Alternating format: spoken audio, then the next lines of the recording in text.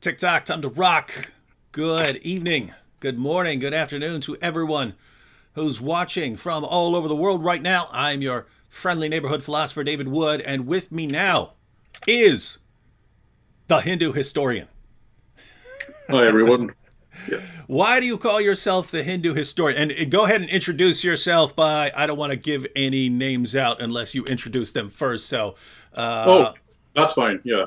Um, so yes, I call myself Hindu historian because, well, I became interested in a lot of the content covered by channels like yourself and Apostate Prophet, like disproving and refuting Islam, exposing what it really teaches and how dangerous it is. And one thing I noticed is that your content and AP's content is all about like the Western world, the Christian world, and a lot of it is like, oh well, I guess a lot of the concern is like what will happen if this ideology is allowed to spread into our countries. Well, you have a case study if you look at the history of India from pretty much 700 AD all the way to the present day. That's what's going to happen, and there are so many topics in Indian history with regard to that, like the exodus of the Romani, the Sikh Guru, the founding of Sikhism, the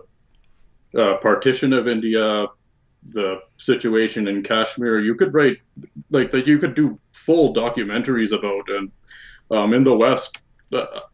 When I made my account, I thought I would make videos about that, but I was never satisfied with the stuff I produced. I thought it was too boring or too and I sort of lost steam for that, but I stayed part of the community on your channels and sort of became the resident Hindu, I guess. Here we are. yeah, and it is interesting because the the sort of view of lots of people here in the West is that disputes with Muslims over the centuries, wars and so on, they're just the result of Western imperialism, right? Oh, The West, you can actually watch. I've watched videos that are made to educate school children on history and so on, and it's mhm. basically Muslims were living peacefully in the Middle East, minding their own business when Christians launched the Crusades, right? And the idea is that that's when Muslims in order to defend themselves had to start fighting against the European invaders. When if you look at history, Muslims swept across northern Africa. They went up into Spain and were fighting in France, and they're attacking in Eastern Europe as well. And in order in order to in order to stop that, they said, "Look, we need to take a fight to their territory, and not just have us being constantly on the offensive." So it's what people are taught, and this goes all the way up through college here. This is what you'll see from the media and so on. Yep. What you're taught is the complete reversal. It's not, people in Europe were minding their own business and Muslims came to attack, and then Christians responded. It's Muslims were minding their own business, Christians came and attacked them, and that forced Muslims to defend themselves. So we have that, but it was really built into the thinking of lots of people that the only reason that you have terrorists and terrorist attacks and so on is because of Western aggression. And the problem with that is, have you guys ever heard of the entire rest of the world? Right? Have Yep. you have you seen Africa? Have you seen India? Have you seen any of these places and what has gone there? Because you still have the terrorist attacks, right? I mean, Yep. you have endless terrorist attacks going on in places like Nigeria.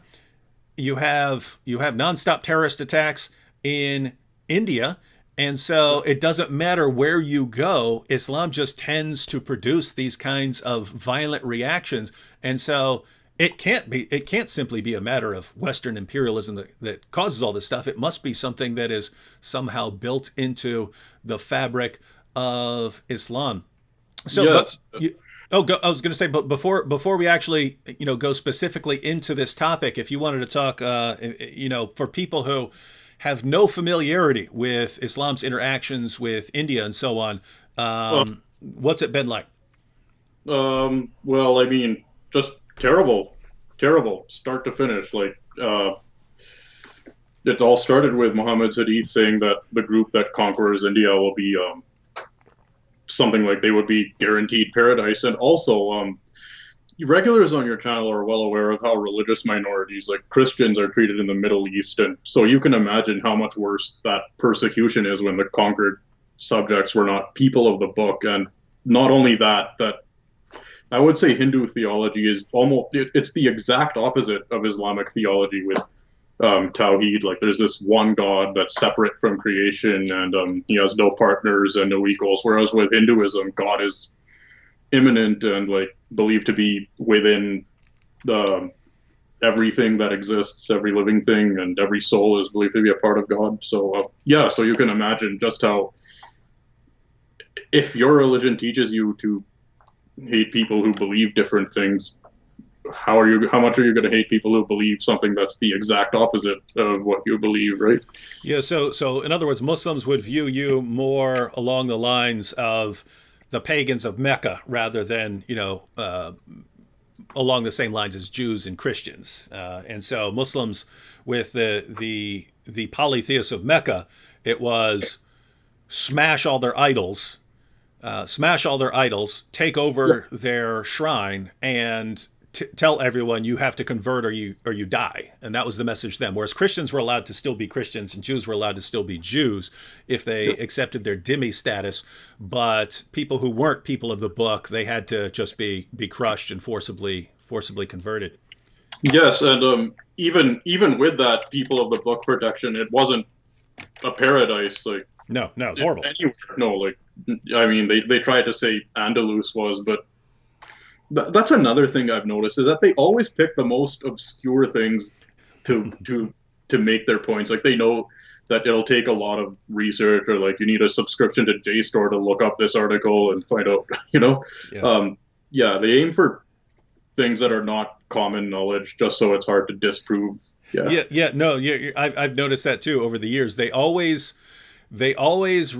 modify their argument to bring it to an area of ignorance, right? They always retreat to an area where there's ignorance about a topic. So at first, when people didn't have the Muslim sources, it's, oh, Muhammad, Muhammad's teachings are so peaceful and tolerant and loving and kind and generous and blah blah blah. And until people start reading them, then they change it, and then it becomes the Andalus, and then people start studying that. It's the same thing with like the preservation of the Quran. The Quran's been perfectly preserved right down to the letter, not a variant anywhere. They said that as long as no one was looking at the manuscripts, until people finally start going and looking at the manuscripts, and now it's, oh, but there are these different kirat, and it was revealed in all these ways, and now we're starting to expose that nonsense, and then it's going to be something else, and it's constantly shifting what their position is to bring it to bring their position into an area where people are ignorant about, until people actually go and do their research, and then they change their argument once again. All right, now people are wondering why we would be discussing this topic, guys. I recently released a video on Hagia Sophia. That would be the original Greek pronunciation. In Turkish now, I think it's Hagia Sophia. And so this was a Christian cathedral, the biggest cathedral in the world. And Muslims conquered the area and converted it into a mosque. Then in the 20th century, the Turkish government, which was secular at that time, converted it into a museum so there wouldn't be any disputes between Christians and Muslims. And now, just recently, it has been turned back into a mosque. So I made a short video about that, and I got multiple requests. David, could you talk about the Babri Masjid in India? Now, I've seen a little bit of dispute over this, but haven't really studied it in depth, and so that's why I brought Hindu historian on here. So why don't you go ahead and give us the background of the dispute, and I'll go ahead and put a picture up here for a second to show people what we're talking about. Okay. Sure. Would I see it on the video or? You should, yeah. I'll just have it up for maybe a minute or so, just so people can see the mosques. Now, just to be clear, this mosque is no longer there, correct? That's right. It was demolished by a riot in the 1992. Yes, by a group uh, of Hindus who were retaliating for a train that was set on fire by Muslim attackers. Hey, that's not tolerant. Yeah. What's wrong with you guys? Just Well, what are you referring to the live chat or? no, no, no. I'm talking. I'm messing around saying what people are going to say. That hey, that's not tolerant. Well, oh, okay. Yeah. Yeah, and so you're saying that this was that in retaliation for some Hindus being killed, you said on a train that they went and Yeah. destroyed this mosque. Well, yes. So it was an act of vigilantism. So it was organized. It was a rally. There was a rally that was organized by the BJP and the VHP at the time, and it got out of hand. The sentiment was just, like these guys, they're setting us on fire in our own country. What are we going to do about it? And there's this mosque that was built over our huge temple. Well, that's what we're going to do. We're going to tear it down. So I'm And not so saying I, and so yeah. this wasn't. Just to be clear, this wasn't. Hey, you did something to us, so we're going to go do something random to you. It's this was all. This had already been a sensitive spot that was regarded as Muslims building over a Hindu structure, and so Yes. it was more like we've always been angry about this, but now we're gonna go do something about it because we're particularly upset at this time. Yes, that is correct, and this is attested. Like we have the writings of Jesuit missionaries such as Joseph Tiefenhiller from the 1760s. This was shortly after the East India Company had just won the Battle of Plassey. They had just taken control, so it wasn't like at this time the British were this big government power that the Hindus could appeal to get their way. It was just starting out, and these Jesuit missionaries are writing that the Hindus at that time already believed that Babur had demolished the Hindu temple that was there to build the Babri Masjid. So you're saying this isn't some modern fabrication, right? Like because anyone could say that. Anyone could say, oh, you're building over there. We actually had something before that was on that piece of property, so it's actually ours. You're saying that this is acknowledged even before the modern period. Yes, that is correct. All right, now why? So, as far as I can tell, Muslims have a mosque. Why don't you go ahead and tell people the location, but also tell people why it's of particular interest to Hindus. Oh yes. So the Babur did build the Babri Masjid over the remains of a Hindu temple, and this temple is believed to be significant to Hindus because they believe it's the birthplace of Lord Rama, who is one of the 10 avatars of Vishnu, and he is widely regarded as one of the greatest Hindu gods of all time. He's one of the favorites of many practicing Hindus, and What he is. was Rama? That was that was the question in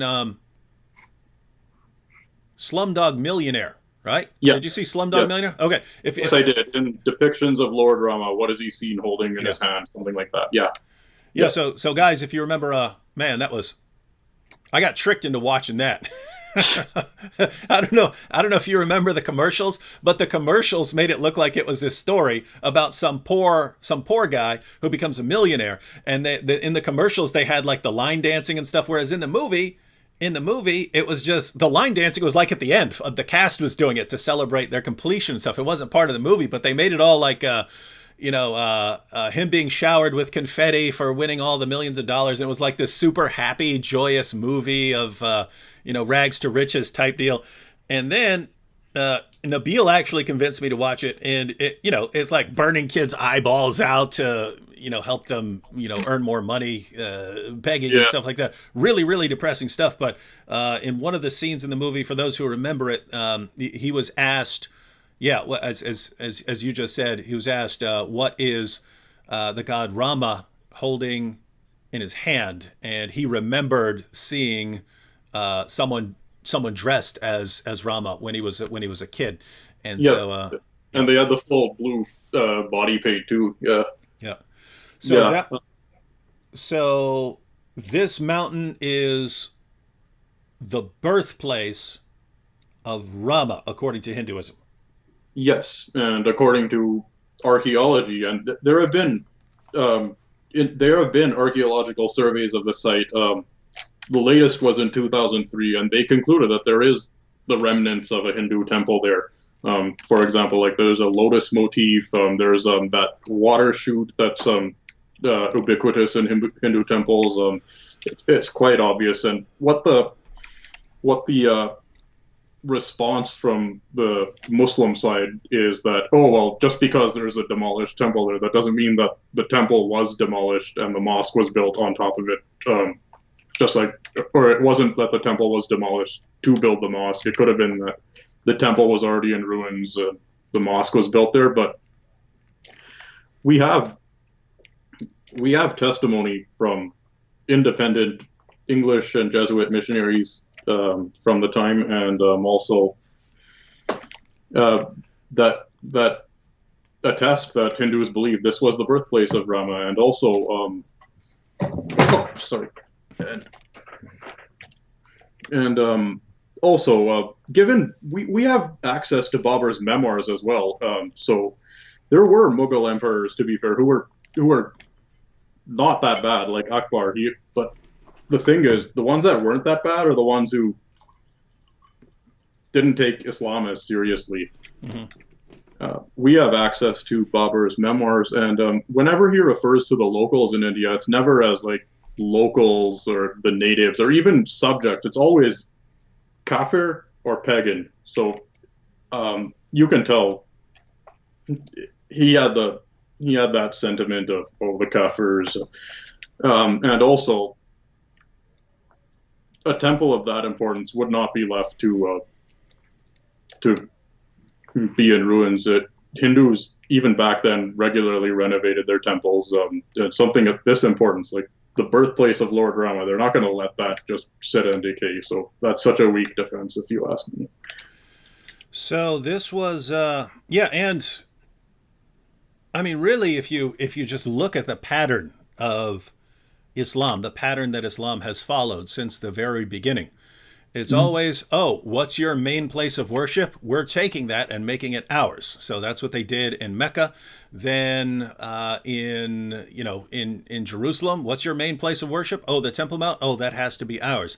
During the time of Islamic expansion, what is the main Christian place of worship? Oh, it's Hagia Sophia in Constantinople. Oh, we're gonna keep attacking and keep attacking and keep attacking until we Yeah. make that ours and put a mosque there. So that's the pattern we've seen in the Middle East and in the West. So I would just assume that continues on into India, where if they go into an area, I'm assuming it would be, hey, what is the most special place in this area? Oh, it's on that hill over there. Oh yeah, well yeah, that's our new mosque site right there, and so Yep.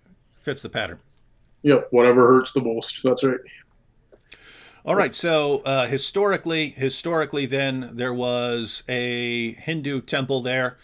Muslims claim that it had fallen in, maybe it had just fallen apart and wasn't being taken care of, and that so no harm, no foul.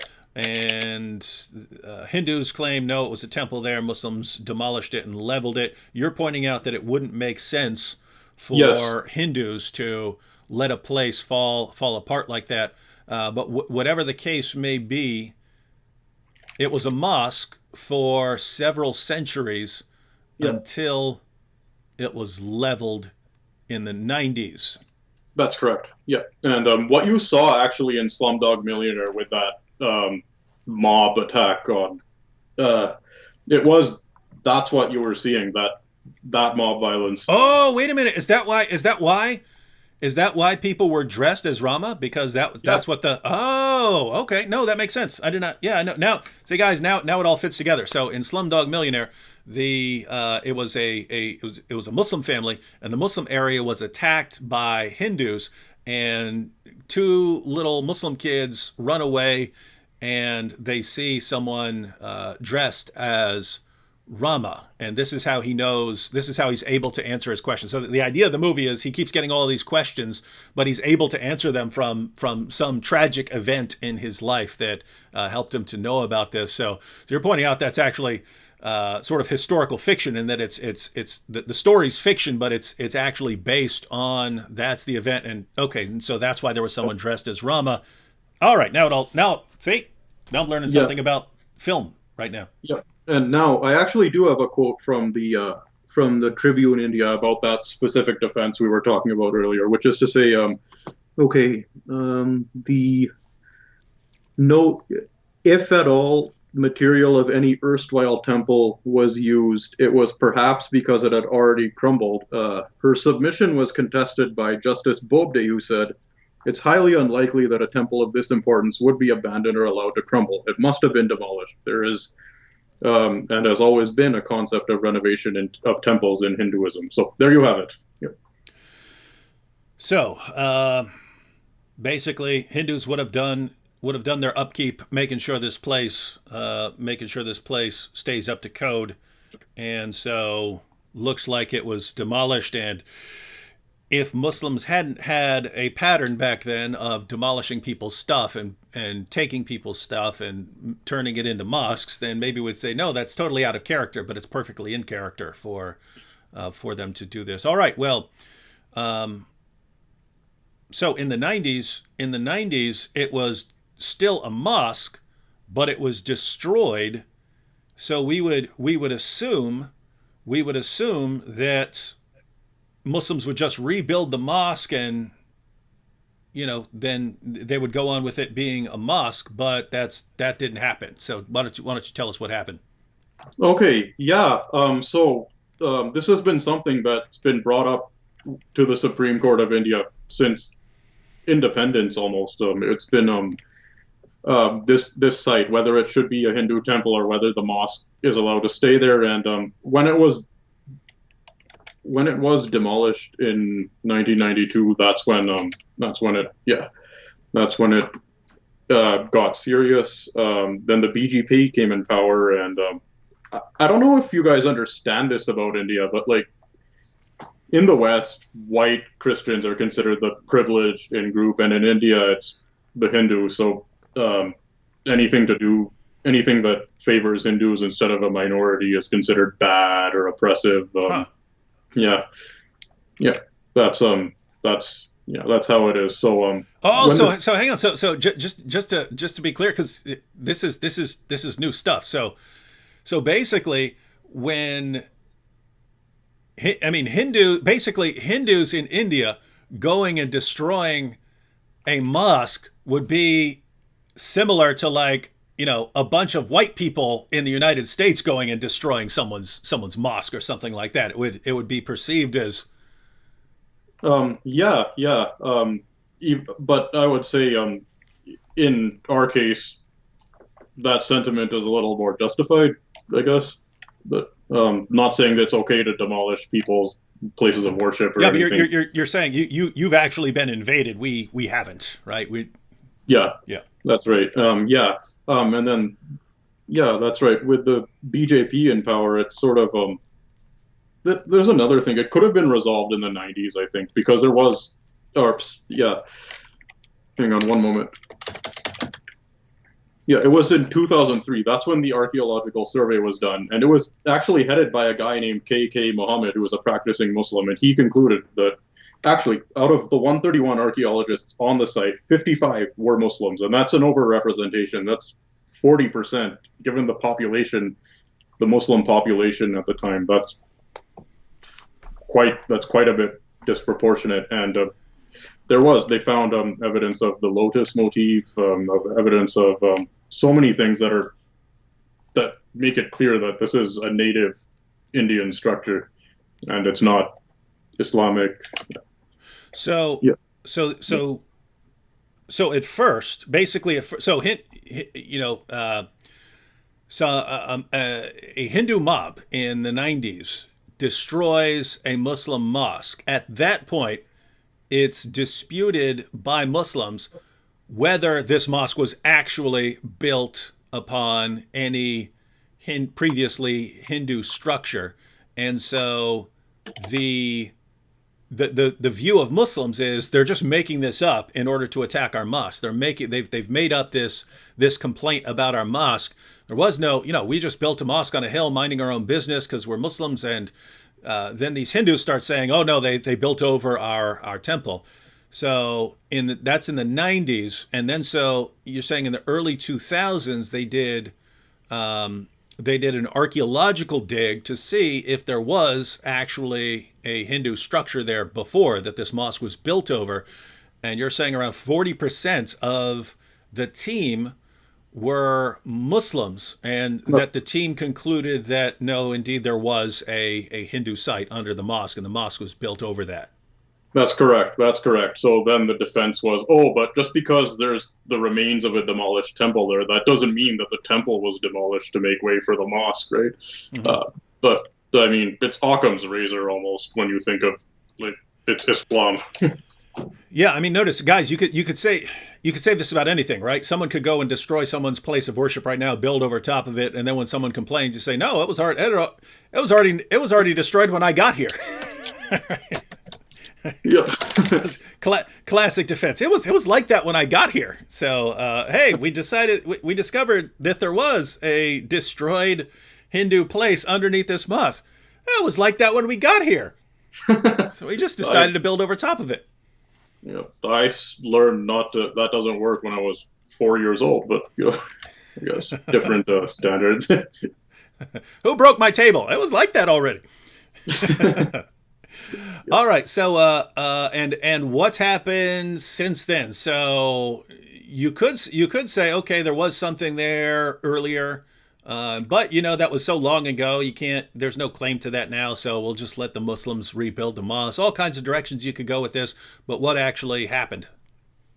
Well, I mean, given all the evidence, I mean, there was someone in the chat earlier today who was saying, oh, but the verdict doesn't actually say that there's proof that the temple was demolished to make way for the mosque. But I mean, okay, there's also no proof that any of the churches that covered the Middle East and North Africa, that there aren't any traces of anymore, used to exist, right?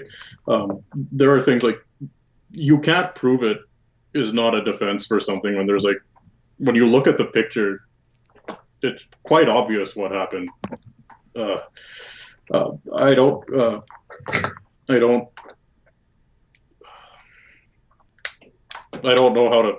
how it's possible to see it any other way, really.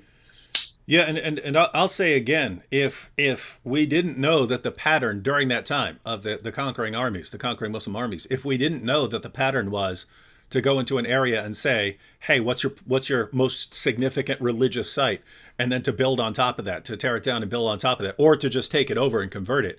If we didn't know that was the pattern, then I think in that case, we could say, in other words, if this was not characteristic of the Muslim armies of that time to do this, then we could say, come on, we're not sure either way, and so we'll give them the benefit of the doubt and assume that the place was already destroyed. But when we actually know that this is the MO, this is how they rolled, then you say, okay, if we don't actually know whether it was destroyed to put the mosque there or it had just fallen apart separately from that, then yeah.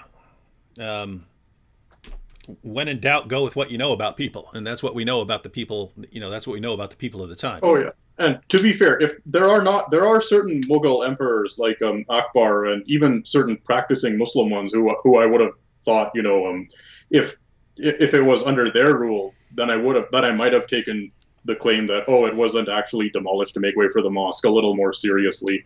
But we have access to the memoirs of Babur and to what his contemporary said, and the one thing that really sticks out to me is that when he refers to the locals of India, does not occur. He does not refer to them as like, well, he always refers to them by religious terms. Like it's always kafir or pagan, and it's never subject or even dhimmi. You know? Uh-huh. Yeah, and that tells you what he thinks about people with different beliefs, for sure. Yeah, that makes sense.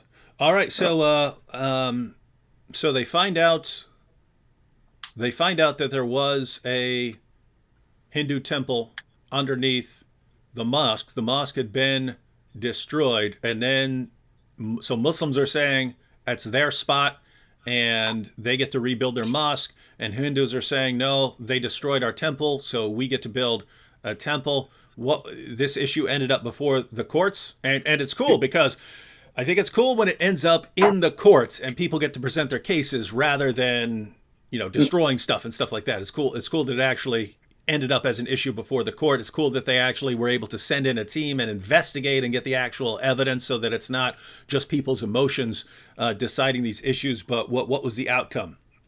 Well, so the site of the actual temple was granted to build a new Ram temple for Lord Rama on the site, and another 5 acres of land were given to the Sunni Waqf board to build a mosque elsewhere in Ayodhya, the city. And what's interesting about that is since the general that carried out Babur's orders to demolish the mosque there was actually Shia. Now there's actually disputes from Shia saying that, oh, we actually deserve the mosque here and not the Sunnis, and that goes to show like this is supposed to be a victory for Islam, right? But um, that's how divided up they are among themselves that they can't.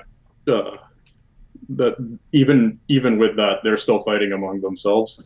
It's funny if you ask me. So, and now, as far as I can tell, apart from the fact that a mosque was there at one point, apart from that, there is no special significance to that spot, whereas there is a special significance to Hindus. And so you might wonder, man, if they're oh, I'm reading a comment here. He said, actually, the Waqf board, which is Sunni, agrees now that it was a temple before. Their point is that they own the land. So they're saying, yeah, it was a temple. Of course it was a temple, but we own the land. So the situation now is the court says, okay, there was a temple here before. You guys built a mosque over it. Now the mosque is destroyed. So since it was a temple before, then Hindus can rebuild their temple. But you Muslims have a right to build your mosque. So here's a piece of land where you can build your mosque. And so that's been the court ruling. And Yeah, so as far as so I guess that has rebuilding started, or is that still kind of I off am and not sure actually. All I know is that once it was granted to the Sunni Waqf board, there was a dispute from a Shia board. That's and I'm not sure what happened with that, other than that there was a dispute. so the now here's the problem. Here's the problem I see.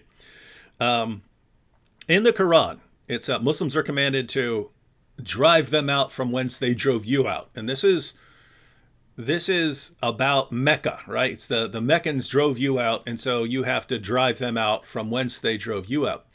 Oh yeah, But that verse provides the ideological basis for the idea that Muslims can't relinquish a parcel of land. So for those of you who are wondering, hey, why can't you have peace in Israel? Why can't you have, okay, you guys over here and you guys over here?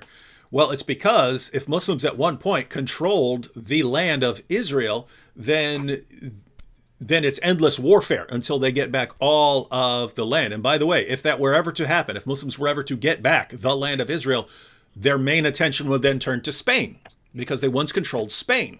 Right? That yes. would be the main focus. But those are kind of on large territories. But I have to say, I can't imagine it being too different, even with a smaller parcel of land with a mosque on it. It's weird. I can't imagine them saying, "Okay, well, the court made its decision, so now that's the end of it." That's right. That's right. Yep. And hang on, sorry, I was just trying to see how I actually looked in the live stream because people are saying I look funny. That's all right. I got it. Uh, well, yeah, you have a lot of hair, and especially compared to my normal guests like Sam, who are Yeah. completely bald. Yep. But I I wouldn't encourage you to pay too much attention to to the chat Oh, on a sensitive issue because people are gonna say all kinds of stuff yeah, as soon as okay. yeah, it's yeah, if people have questions, that's one thing, but if people are commenting on everything else, there are some professional distractors around afoot who Hey. constantly try to distract the. Let's go ahead and take a couple questions real quick. And by the way, if you see any, do you see the chat? Yeah, I was just gonna say though, uh, my mom actually kept telling me to cut my hair short, and I got all the girls in my office to sign a petition to keep it long, and it's hanging on her fridge right now. Some people, yeah, see, some people like long hair, like Conan, right? So, but this goes back a little while ago to when we were talking about Slumdog Millionaire. Charlie said, "What is Slumdog Millionaire?" Charlie, that was a film that won Best Picture at the Academy Awards. The movie is phenomenal. It was masterfully done. It's horribly, horribly depressing. You're looking at some young people who are in a terrible, terrible situation, and they spend their lives, and finally, eventually, it works out well for one of them. He wins. He wins. Who Wants to Be a Millionaire? So really brilliantly done. So if you just think about the general plot of the movie, basically some young man uh, ends up on Who Wants to Be a Millionaire, the Indian version, and he's getting these questions, and they're becoming increasingly difficult questions. But he knows the answers, but the reasons he knows the answers are are because of these horrible events in his life. And so he answers a question, and then it's a flashback, right? It's a flashback to some horrible instance on how he knew this stuff. And so brilliantly done movie. Really, really, really sad, depressing movie for people Oh, yeah. who are going to be affected by really messed up stuff happening. All right. We'll go ahead and pull up some questions now, and then we can, for people who have questions about the issue and stuff like that. Guys, be nice. Be nice. Hey, This is don't a worry. yeah. This is a guest. This is not, and he's nice. It's not like Sam Shamoon, where Sam Shamoon is always a jerk to everyone. So I can't get mad if people are a jerk to him. Um, Yeah. Truth Exclusive said Babri. So this was going back, but this sounds like what we acknowledged. She said Babri Masjid was well organized event to destroy the mosque by Hindu extremist organizations. I don't think we denied that this was. I mean, obviously the people who did it had to plan it, and so yeah. So Truth Exclusive. Yes, we agree that That's right. Hindus attacked the mosque and destroyed it. So, what are you trying to make out of that? And Um, no, I'm not saying you. I'm saying, and we're not saying that's right or that's a good idea. We're saying Hindus did it. We have an idea of why they did it, and then it ended up in court, and now it's been ruled that the Muslims destroy. I mean, that the Muslims built over a temple, and so the court said we're gonna give people different pieces of land, and the Hindus can build something here, and Muslims can build over here. So that's the situation.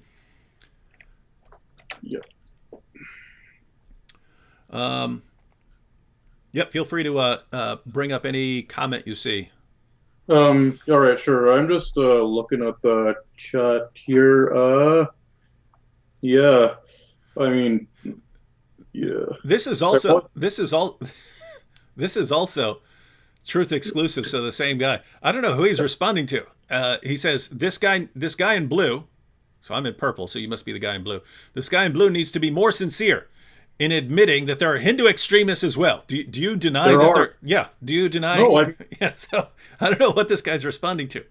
like. Do you remember your video about Christian persecution in India? I left a comment saying yes, there is definitely persecution of Christians by Hindu extremists in India. So I don't know what you guys are saying. I'm denying. Yeah. Yeah. I Yeah. think. I think some people just they imagine what someone's going to say, and they don't actually respond to what the person's actually said. So Yeah. guys, what what are your thoughts on this? Because this is it's not a situation where you can say Muslims are just clearly wrong, right? Because you can say, well, yeah, but 5 centuries ago they built a mosque on a piece of land that had at that time belonged to Hindus. Therefore, they need to get it back. That's not an Oh, airtight case, right? Because notice, you can say right here, 500 years ago, oh, people took stuff from Native Americans, or hundreds of years ago, this group took something from that group. So it's kind of it's not as clear cut as a lot of other issues. Like if 2 weeks ago, Muslims had run over and took someone's land, then you can say, hey, you have to give that back. But you're talking about something that's centuries ago. So I'm interested in what you guys are thinking about all this. all right. Oh, also, AP is in the chat. This Christian-Hindu alliance proves that the holy Islamic belief that all disbelievers are one and the same. Alhamdulillah. Hi, AP. The um all right, let's see. So what do you guys all right, now notice we have demonic terror who says the Hindus were there first. They were. That's Yeah, right. that's true. But notice that is not the only question, right? I mean, if you're talking about the United States, the Native Americans were here before the Europeans came, and before this particular Native American tribe was here, a different Native American tribe was here that got conquered, and before that, a different Native American tribe was there. So you can't just say this group had it before yours, and therefore it's theirs. But at the same time, there are situations where you say that no, you took someone's Yeah. stuff and now you have to give it back. And so the point is, um, you can see where the Hindus are coming from, and you can see where the Muslims are coming from. To Hindus, this is one of their most sacred sites. Muslims built a mosque on it, and they could have built their mosque anywhere. They chose that spot. Um, it's not a particularly special place to Muslims, so why can't you guys go build somewhere else? And yet Muslims have this doctrine of if they've driven you out of some place, you have to go and fight until you take it back. And so, kind of a messed up situation. So, um, yeah, that's why I'm interested in seeing the makeup Oh, here. oh yeah, and there are certain cases where there were like yeah, where other people were there first. Like if you're aware of how India, like the Indo-European speakers, they came when there was already the Indus Valley civilization, and they it's unclear whether it was destroyed by the Indo-European speakers or if it had already died out. But the point is, like they are foreign. They came in and they sort of took over the country, and um, but when it comes to Islam, that's well, it's different because their goal is always like conquer and be superior and wipe out the unbelievers. Um, that's that's I had a point. It just sort of No, fell off my. no, you're make that by itself actually makes an important point that um, in history, various groups have conquered other groups and taken land from different groups and so on. With Hagia Sophia, it's not like the people who just converted it into a mosque, just ran out and took that land. It was under Muslim control for many, many centuries. So if you want to say no, it actually belongs to Christians because it was taken from Christians, in the 1400s, it's kind of hard to go to. It's kind of hard to figure out what the rules are for saying, hey, this was taken back then. But something you just pointed out, that it's built into the ideology of Islam to continue expanding and growing and taking stuff, especially people's places of worship. So it's kind of in a different category, right? It's kind of in a different category where you have to be thinking, wait a minute, this ideology I can't give an inch to. I just can't give an inch because it's never enough. As soon as they have one thing, they want to expand some more, and as soon as they have that, they want to expand some more, and as soon as so you have to just put your foot down somewhere and say no, I'm not budging. I'm not budging on this issue. So that's kind of in a different category than simple Oh simply yeah, looking back at history. Yeah, like even recently, look at Sudan today and look at Nigeria. The exact same thing happening right now. Um, Yeah. Actually, here are a couple questions. Okay. Do they go to worship? What is their routine? So, for people who don't Uh, know anything about Hinduism, and I could say yes because my landlord in the Bronx was Hindu, and they would do lots of dancing. They would do lots of dances for worship. I don't know if that's a particular group oh yeah. or not, but No. why don't you tell people what Hindu worship is like? So we'll go a little off topic, but we'll try to keep it on. We'll try to keep it. We'll try to keep Oh yeah. coming back to the issue, but Well, yeah, Hindu worship is a lot more with Abrahamic religion like Christianity. It's very opposed to like art and uh, drawing or expressing God. But Hinduism is very, I would say, a lot more colorful. Like you get to you can go to the temple and dancing. I think dancing and singing are like part and parcel of Hindu worship. The Samaveda, which is one of the four Vedas, and these are the core scriptures. These are the first scriptures we have in Hinduism, and this is a collection of songs, and this is what the Hindu genre of music called bhajans are based on, uh, which are devotional songs. They're performed. They're sometimes performed with dance, depending on the song. It's a lot more. It's a lot more artistic, I would say, than the church or mosque worship for sure. Yeah, dancing, singing, art. It's yeah. As for Hindu worship, you can do it at home if you like. A lot of people only go to temples on special occasions. It's, I mean, you're asking me to explain Hindu worship, and I'm like trying to cover like the main differences. mm. So yeah, am I making sense or? Yeah. So what would like? So do you celebrate like Diwali?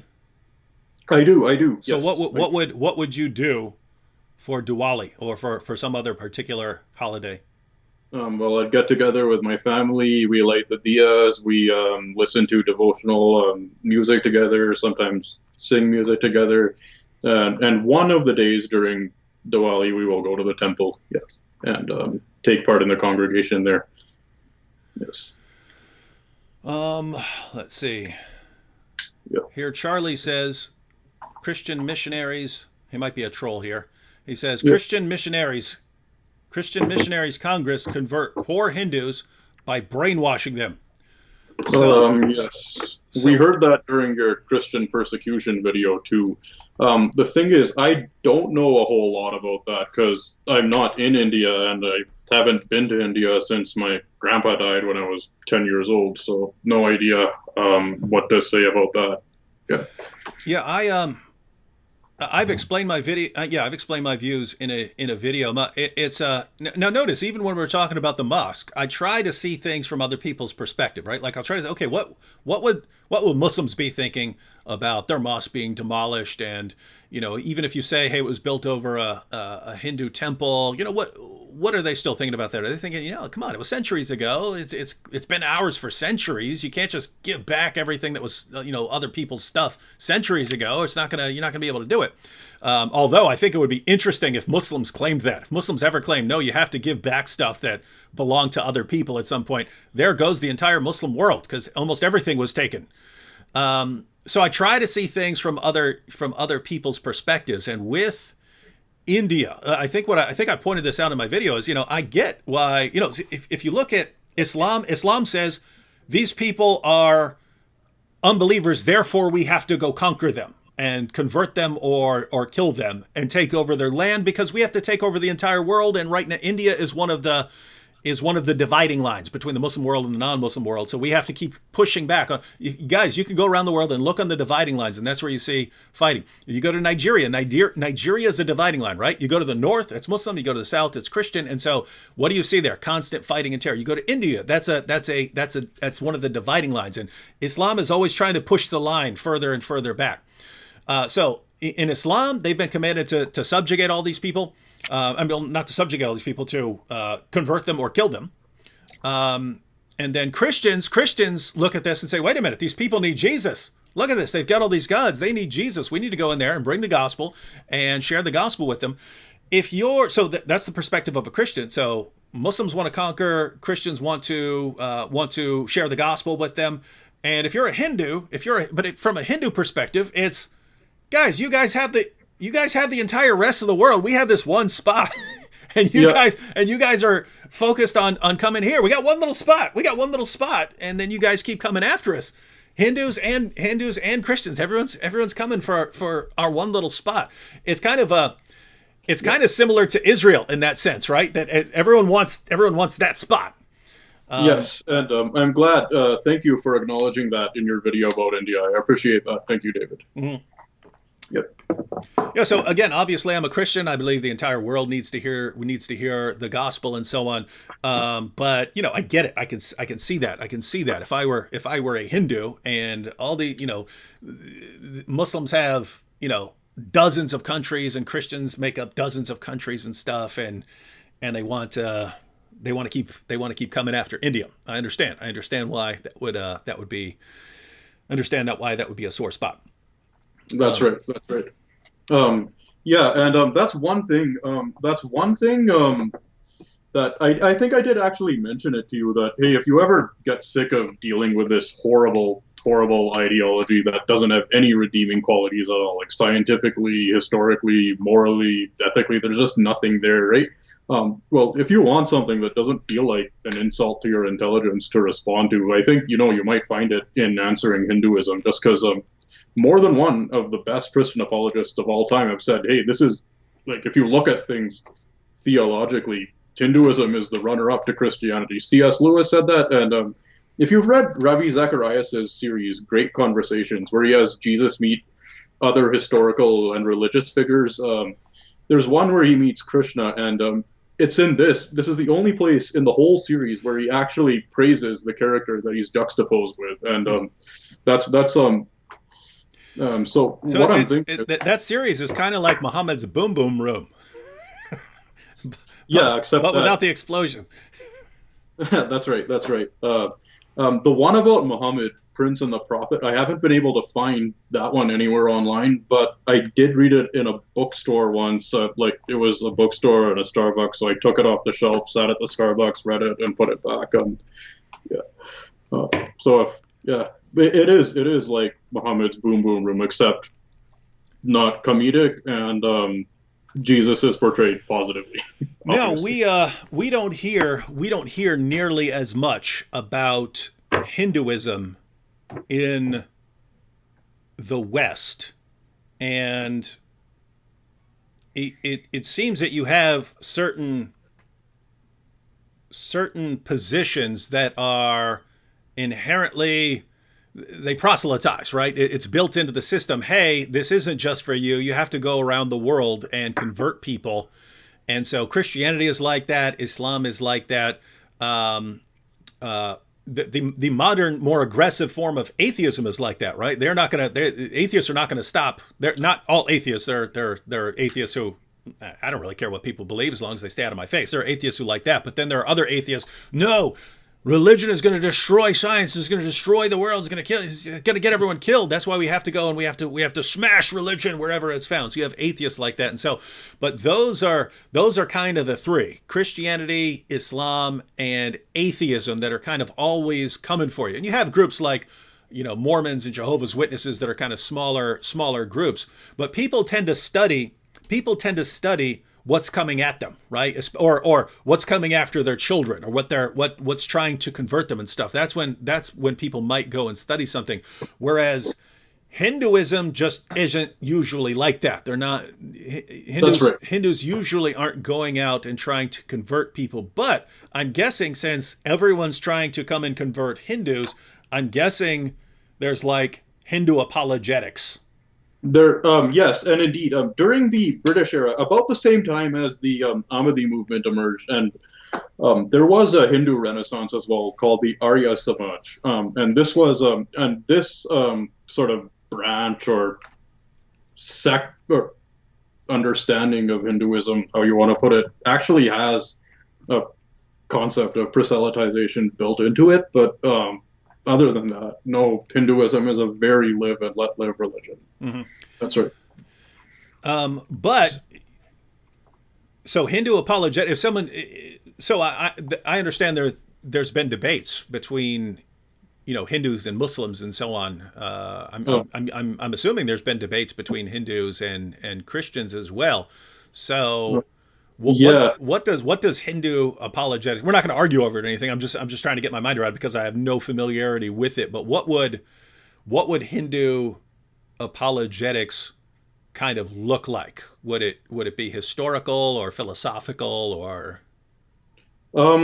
Yeah.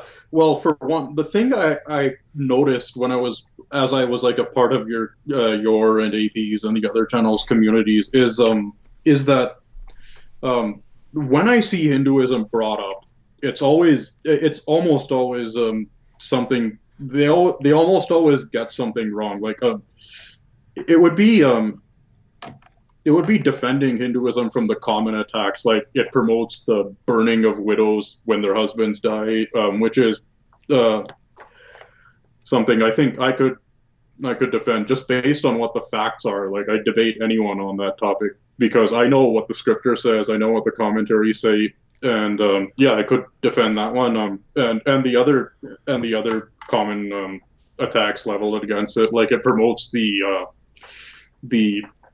it mandates a caste system where your caste is immutably assigned at birth, and it dictates how you are to be treated and not just what your duty is in life.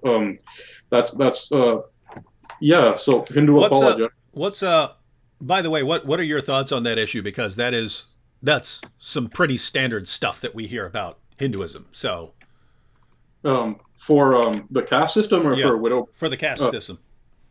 well, for me, there is only one place in the Rig Veda which is the oldest scripture of Hinduism, where the caste system could be thought of as being codified. It's Book 10, hymn number 90, where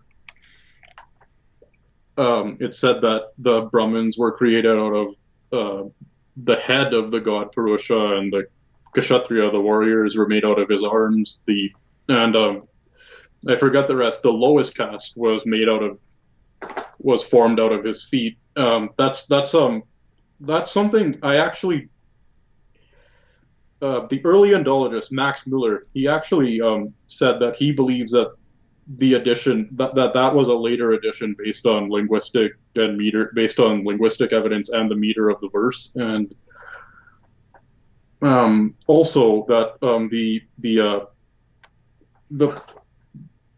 during the era when Christian missionaries were in India uh, during the British era, and when all the other East India companies like the Dutch, the Portuguese, the Danish were all there, is that um, the texts that were blamed for promoting the caste system and the caste oppression are in fact the Dharma Shastras, which are a later series of texts that are specifically considered not to be divine revelation, but an embellishment on it by human hands for a certain time and place. And these works aren't they're not authoritative according to Hinduism itself, though they can be used as a system of law, and they have been, unfortunately. Mhm. Yeah.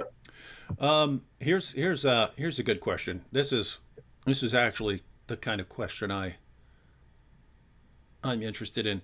How do Hindus generally feel about the conflict between the Israelis and Palestinians, specifically regarding Jerusalem? So I don't know if there's any sort of standard position, but it's basically, yeah, the positions, the views that we're familiar with in the United States. They tend to fall a lot of times along political party lines and things like that, or sort of broad picture, where do you fall on the political spectrum, and that sort of guides your views. But how do people in India look over at the conflict in the Middle East, or is it even an issue? Well, the first thing I want to address is you may be aware of Gandhi's quote on this issue, which is, "Oh, Palestine belongs to the Arabs in the same sense that France belongs to the French." Are you aware of that quote? No, I've heard some other Okay, interesting quotes by Gandhi on this. yeah, but basically, well, he was against the partition. He was trying to prevent the partition of India and Pakistan. So he was opposed to creating countries for religious groups in the first place. And also, he was trying to promote Hindu-Muslim unity, which is why he would take their side. Yeah. Hmm. Um, so that would be the general perspective in India. No, no, most I think I don't want to say what the general perspective is in India because I don't know, but I think um, Gandhi is just wrong and people shouldn't listen to him. That's Mhm. yeah. What I think is, and there is a lot of pro-Israel sentiment among the Hindus in India as well. So I would assume at least that they would take the Israeli side on all of it. Yeah, I've seen some comments on that. I've seen some comments on that in the chat. So uh, Yes, that's right. The go. I did want to address Gandhi's quote though, because I imagine that's something that would be brought up Mhm. later in the comments, maybe. Yeah, Gandhi said something on everyone's side, so everyone can kind of appeal to Gandhi for their case. That's Um, Here's one. He says the issue isn't that. So this is back on topic. He said the issue isn't that Hindus were there first, but that they destroyed the holiest shrines amongst other tens of thousands, and we never conceded it. uh, So, so, I don't. so here, yeah, here the claim is that because I was putting it in light of, well, you can't just say so and so took it centuries ago and therefore you have to give it back because I mean, a very large part of the world has been taken over by other people in the last 500 years, and so you need something more to say than, well, it was taken 5 centuries ago. And so the point here is the issue isn't that Hindus were there first, but that was our holy site. We never conceded it; they just took it by force. And so by the same rules, if we ever get to a point where we could take it by force, then why wouldn't we take it by force back? Those are the I guess those are the rules laid down by the Muslims who took it. Hey, if you can take someone's spot, then go ahead and take it. And this kind of goes back to what I was saying in my video about Hagia Sophia.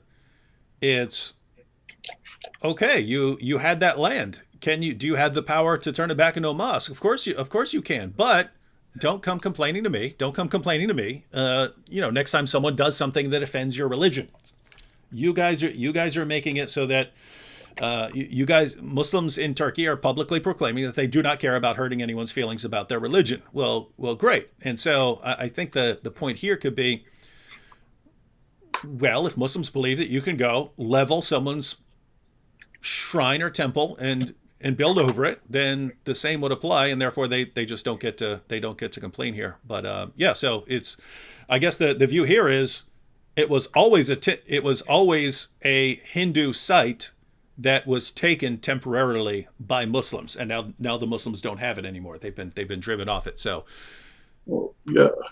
Well, yeah. I mean, hey, but according to most, well, yeah, but I agree. If we can, yeah. But the thing is with Islam, they do believe that they have the right to that land because it's their conquered territory. It's Dar al Islam or whatever they call it, not Dar al Harb anymore. mhm. Yeah. But with Hinduism, there's no such concept of like, oh, um, I would say with Hindus, there is the concept of, okay, India is our one country that we have, and Christians and Muslims have the rest of the world. But within Hinduism, there is no concept of like we were here first, and or like we get to have this because we're the superior group. Whereas with Islam, that's like the core theology. Mm-hmm. Yeah. And Jinx Mim here says, Rama was only born on that one spot. You can't replace it. They want a mosque there for the same reason, Yeah. symbolic conquest of irreplaceable land. And so, guys, if you haven't been following this closely, it's basically I pointed out multiple times that you can't always just say, hey, that belonged to us 5 centuries ago, and therefore you have to give us back. The world is changed a lot, and so you need something more. But people have been providing various differences between, this European group conquering that European group and now living in that area of Europe, and it wouldn't make much sense to give it back to the original conquered group or something like that. So Rama was only born in that one spot, but the reason that's built into Islam to take a place like that is we know you can't replace that spot in your religion. We know that's the only spot where you believe that happened, and therefore we have to have it as a sort of constant reminder of our superiority over you. And if you somehow tear it down and the courts rule that you get it back, well, that's an insult to our superiority. You're denying our superiority. And so tying this together with some things we talked about earlier, that might be a reason, right? With when you have an ideology like this where these things, it's not simply a mosque. If it was simply a mosque, you could build a mosque, a mile away or something like that, right? So it's not just that it's a mosque, this is a symbol of our superiority to you. It's our symbol of our superiority. That's right. And Same with so, that. yeah, I'm not a fan of symbols of superiority. Nope. It's the same as that Ground Zero mosque with 9/11. It's the same, like, conquest. That's what it is. Like, we want to take over. We want to show you that we're superior and we're taking over this spot of yours, either because we demolished it or it's because it's so significant to you and now it's ours. Mm-hmm. It's yeah. That's. Mm. Here's one. We'll probably take a couple more questions and then close it out. We basically wanted to again. I got multiple requests, and now and I know that most people in the West aren't familiar with the situation of the Babri Mosque, so we wanted to cover give people an outline of what the situation is there. A couple questions. Samar Al-Bakor says, how can we distinguish the case in India with the mosque to that one in Turkey with Hagia Sophia? I can think of a couple differences, but what are your thoughts on that? So what's the difference between these two scenarios? Well, the difference is, I guess, the historical difference or the outcome, because like the outcome, I guess, is we have a happy ending here, and you guys need to you guys lost your place of worship. Historically, I mean, I don't know a whole lot about the history of the Byzantine Empire under Islamic conquest, but with India, it was just, there are these infidels. Here's this place of worship. We'll level it and put our superior place of worship on top of it.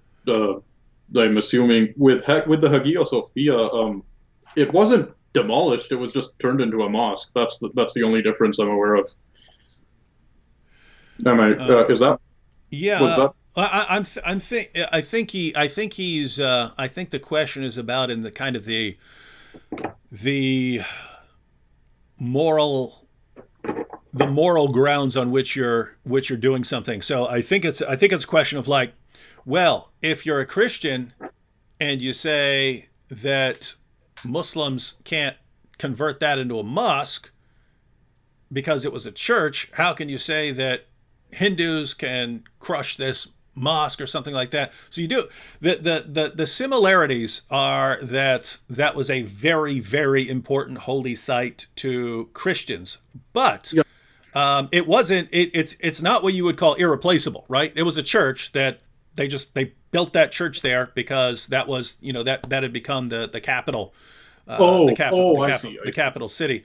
And so that place was not irreplaceable to Christians. Christians could and did build, churches in other places. Whereas that was a very special site, but that was a very special site to Hindus.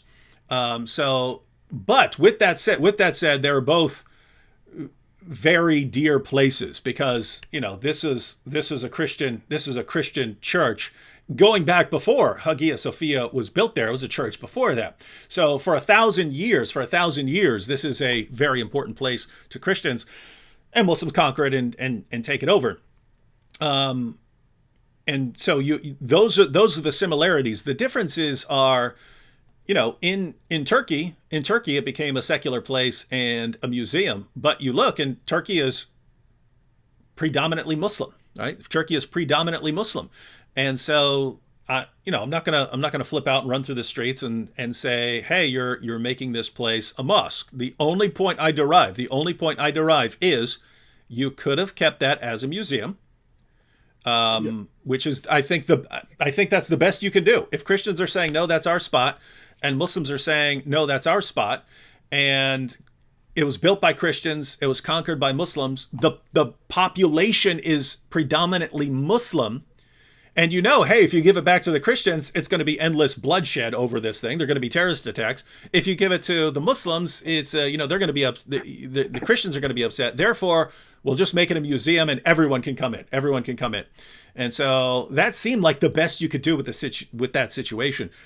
Oh, yeah. Yeah, it is a Muslim area. It is a Muslim area, and so when Muslims say, nope, we're actually just going to turn this into a mosque, I say you have the power to do that. You have the ability to do that. But notice what you just did. You had a place that was as inoffensive as you could make it, and you decided, nope, we're going to slap the Christians in the face with this one.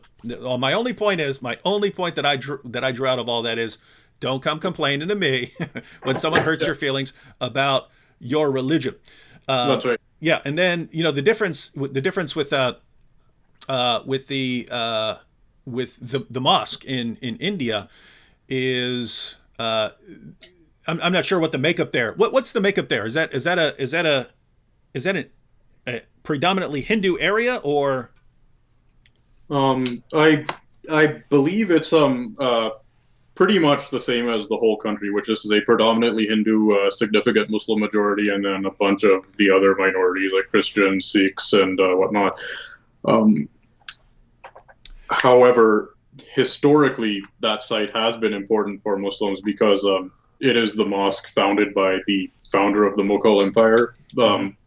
Yeah, yeah, um, here's yeah. So there are some parallels and there are some but differences. So but the that difference oh, good. is with the temple in India is that it's actually believed to be religiously significant to Hindus because we believe that one of our gods was actually born there. Whereas with the Hagia Sophia, it was a church that was um, built, but it wasn't where Jesus was. It wasn't where he taught or Mhm. preached or where. But the thing is, it's still that doesn't mean it's right to to conquer it and turn it into a mosque. Uh, Yeah. Here's what's interesting. If I were to actually pick a place that's a parallel, I would not pick Hagia Sophia as the parallel place. yeah, It's more like, in my mind, it's more like the Temple Mount in Jerusalem, where yeah. at one point Muslims conquer the area and they build a mosque there, but later on, the more powerful group is not Muslims anymore, right? In Israel, it's predominantly Jewish now, and in that area of India, it's predominantly Hindu, and yet you have this place that is built upon the holy site of the dominant group, and the dominant group is for some reason not allowed to take that spot back. Mm, They're supposed to exhibit tolerance and say, well, you took that from us years ago when you were in power. We're in power now, but we're not going to do it because we don't want to upset you here. So that's the parallel. That's the actual parallel I would draw. mm. Yep, that's right. That's accurate. Yep. All right, one more question. We'll wrap up. John Beaver says, if Hindus receive the site back, which that's already been decided in court that they get the Yeah. site back, yeah. So Yep. if Hindus receive their site back, do you think there will be a civil war? I don't think there's going to be a civil war, but No. it's basically once a Hindu. I'm just going to expand upon his question a bit All right. to get your perspective. But once Hindus build another temple there and there's a temple there, what problems do you see either locally or across the country, or do you think there won't really be any?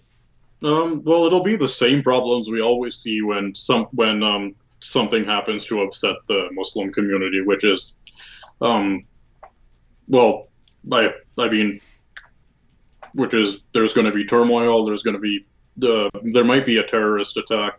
Maybe that's it. I don't think there's going to be a civil war. There might be retaliation against Hindus in Pakistan and Bangladesh. Mm. Yeah.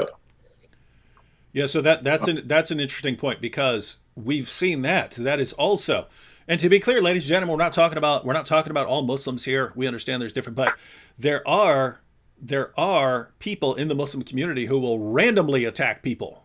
Yep. Like so when Terry Jones, a guy in Florida, announced that he was having a burn the Quran day, there were people killed in Afghanistan over that. Or when cartoons are made about Muhammad, people will be killed in completely different parts of the world. It's like, hey, let's go out and kill any random unbeliever. And so, Yeah, like the Sri Lanka attack against Christians, that was actually done in retaliation for the Christchurch shooting, if you remember that. That was it's like we'll take it out on innocent people who are in the same group as you because that's what our religion teaches, I guess. mhm. Yeah. All right. Well, thanks everyone for joining us. We hope you.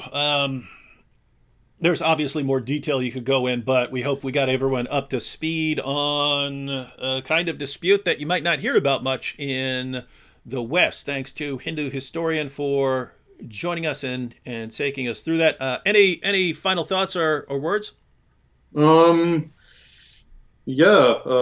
Hopefully, next time I'll be a little more confident at the beginning. But there we go.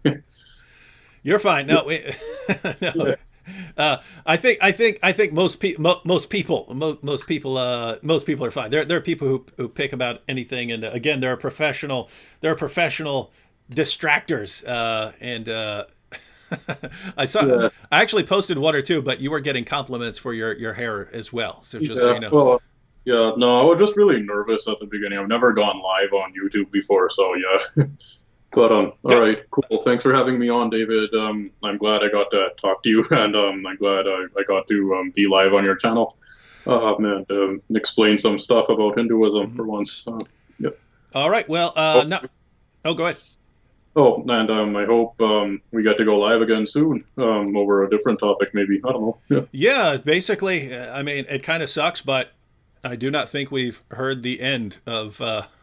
Islam in India. So Yeah. I'm sure we will have some more stuff to discuss here in the future. All right, thanks everyone for joining us. I'm not sure when I'll be going live again, but I'll definitely be cranking out videos. Catch you all soon. Awesome. Thanks for having me on, David.